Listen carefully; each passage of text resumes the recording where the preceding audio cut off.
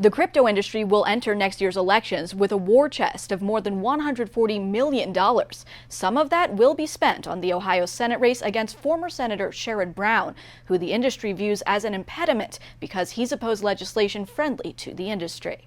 The crypto industry is poised to spend heavily on the 2026 midterms. Fairshake, a super PAC funded by cryptocurrency companies, last month announced it had $141 million cash on hand. Crypto industry analysts say crypto's growing influence on elections mirrors its growing size. The global value of the crypto market grew from $192 billion in 2019 to $4 trillion this year, a nearly 2,000% increase. This technology is being adopted faster than the internet itself. I mean, we just watched crypto go from $0 to $4 trillion in 15 years.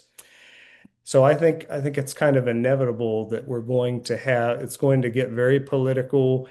The PAC and its affiliates spent $119 million on last year's elections, including $40 million in Ohio to help Republican Bernie Moreno unseat Democrat Sherrod Brown, who, as chair of the Senate Banking Committee, had worked to block legislation he said did not regulate the industry enough to protect consumers. Brown's campaign wrote in a comment, "Cryptocurrency is part of America's economy and becoming more commonplace in Ohio and throughout the country. Just like what guides all my work, my goal is to make sure that as more people use cryptocurrency, it expands opportunity and lifts up Ohioans, and they are not put at risk." Though Fairshake did not respond to a request for comment, spokespeople have said it intends to continue supporting pro-crypto candidates next year, regardless of party. It will ultimately be more bipartisan, kind of like the internet got and like social media.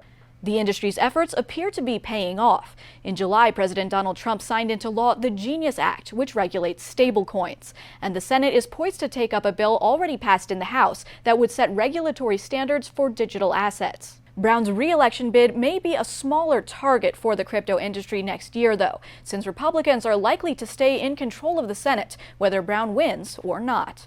In Washington, Harri, Leigh, Spectrum News.